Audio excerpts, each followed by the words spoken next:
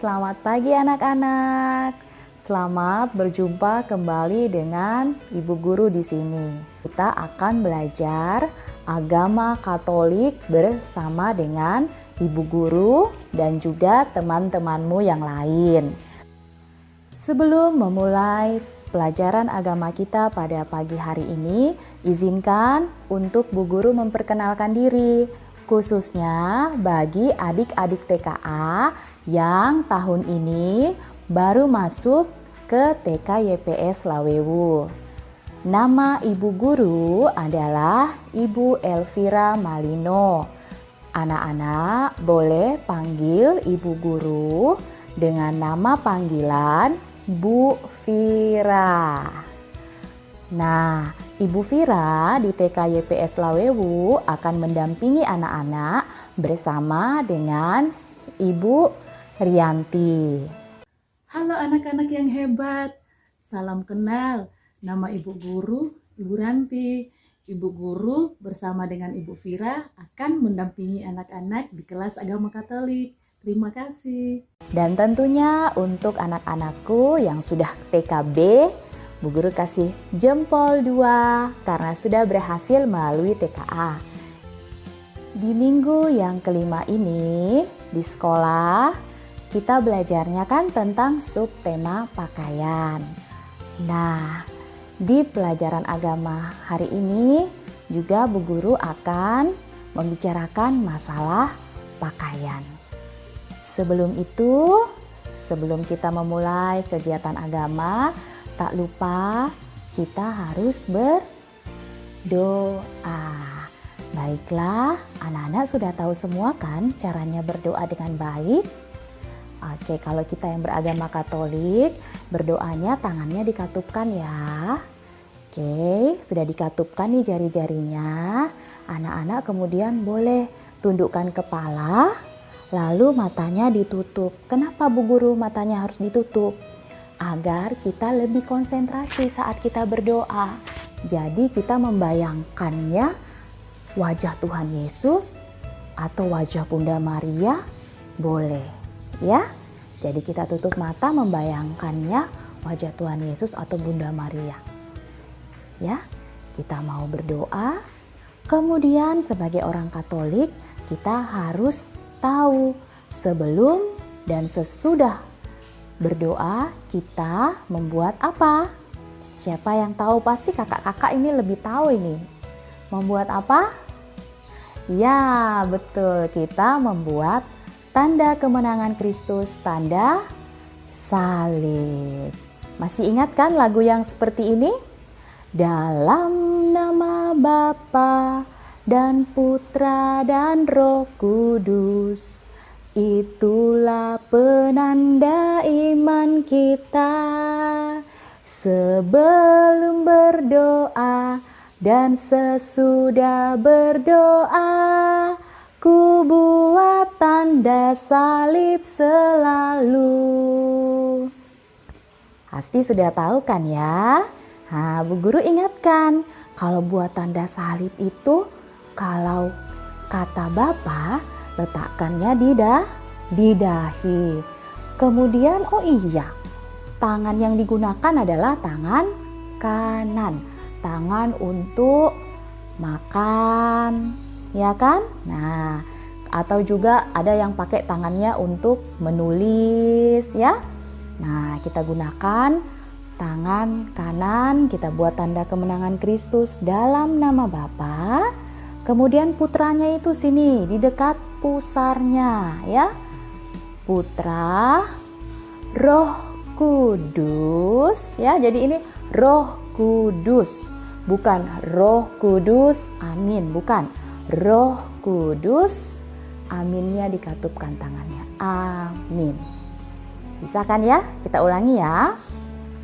Dalam nama Bapa, Putra, Roh Kudus, amin. Wah, hebat semua. Baik, kita katupkan tangan, kita tundukkan kepala, kita berdoa. Tuhan Yesus, terima kasih atas pagi hari yang cerah ini. Kami akan memulai belajar bersama. Berkati kami, berkati kedua orang tua kami, dan kiranya kami boleh belajar dengan baik. Kita lanjutkan dengan doa Bapa kami. Bapa kami yang ada di surga, dimuliakanlah namamu, datanglah kerajaan-Mu, jadilah kehendak-Mu di atas bumi seperti di dalam surga. Berilah kami rezeki pada hari ini, dan ampunilah kesalahan kami, seperti kami pun mengampuni yang bersalah kepada kami. Dan janganlah masukkan kami ke dalam percobaan, tetapi bebaskanlah kami dari yang jahat. Amin. Nah, kita buat sekali lagi tanda salib. Dalam nama Bapa, Putra, Roh Kudus. Amin. Oke, seperti yang tadi Bu Guru sudah bicarakan di depan, minggu ini di sekolah kita kan belajarnya tentang tema pakaian. Nah, Ibu Guru juga mau bertanya kepada anak-anak, kalau anak-anak ke pesta pakai pakaian apa? Pasti pakaiannya yang bagus, yang rapih, yang mungkin saja nih kalau anak perempuan tuh pakainya yang mengkilat-mengkilat, yang bling-bling. Ya kan? Terus yang anak laki-laki rambutnya disisir dengan rapi pakai pomade. Ganteng sekali dan cantik sekali pastinya. Ya kan? Papa dan mama juga mungkin ada papa yang pakai jas, pakai sepatu yang mengkilat, ya? Atau mama pakai kebaya yang cantik, bahkan ada yang pakai kondek berat-berat. Wah, itu kalau ke pesta. Nah, kalau anak-anak bermain di dalam rumah atau misalnya sekarang di halaman rumah, apakah anak-anak pakai pakaian yang sama? Nah, tentunya kan tidak. Pasti ada yang pakai celana pendek, baju kaos biar kalau berlarian tidak terlalu kepanasan, ya kan? Atau misalnya kalau ke pasar. Nah, adakah itu mama-mama pergi ke pasar terus pakai selop tinggi-tinggi? Nah, pastikan tidak kan? Menyesuaikan dengan tempatnya. Nah, hari ini Bu Guru mau bertanya lagi kepada anak-anak. Kalau anak-anak ke gereja, pakaian seperti apa yang anak-anak akan kenakan? Apakah sama seperti pakaian yang anak-anak pakai saat ikut mamah ke pasar? Atau anak-anak pakai pakaian seperti kalau mau berenang? Oh, bukan. Atau anak-anak pakai pakaian untuk mau tidur seperti piyama? Oh, ada yang menjawab kecil, tidak Bu Guru, aku tidak pakai baju begitu. Oh, oke. Nah, jadi kalau kita mau ke gereja, kita sesuaikan dengan tempatnya. Anak-anak masih ingat kan? Gereja itu rumahnya siapa? Rumahnya siapa? Rumahnya Tuhan Yesus. Nah, kalau kita mau bertamu ke rumah seseorang, pasti kita berpakaian rapi dan sopan. Sama halnya jika kita ingin bertamu, beribadah ke rumah Tuhan, kita juga harus berpakaian dengan rapi dan sopan. Pakaian rapi dan sopan itu seperti apa? Pakaian rapi dan sopan tidak harus baru. Pakaian rapi dan sopan tidak harus yang bling-bling, yang mengkilat-kilat. Ya, pakaian rapi dan sopan itu adalah pakaian bersih, kemudian layak untuk kita gunakan masuk bertamu ke rumah Tuhan. Ya, apakah pakaian rapi dan sopan seperti ini? Bukan? Ataukah apakah pakaian rapi dan sopan untuk ke rumah Tuhan seperti ini? Bukan juga.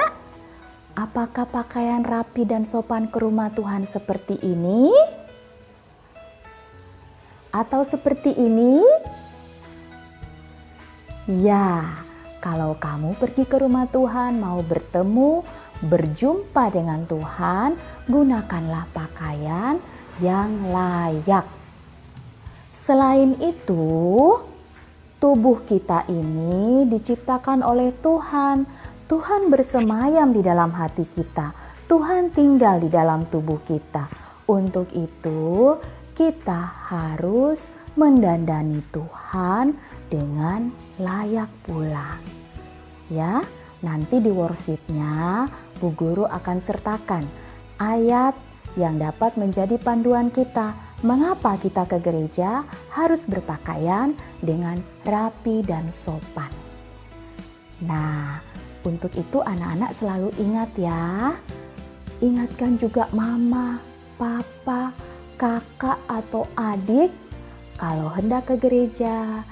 Ada baiknya untuk selain mempersiapkan hati, kita juga mempersiapkan pakaian yang layak, rapi, sopan, tidak perlu baru, tidak perlu mengkilat-mengkilat, ya.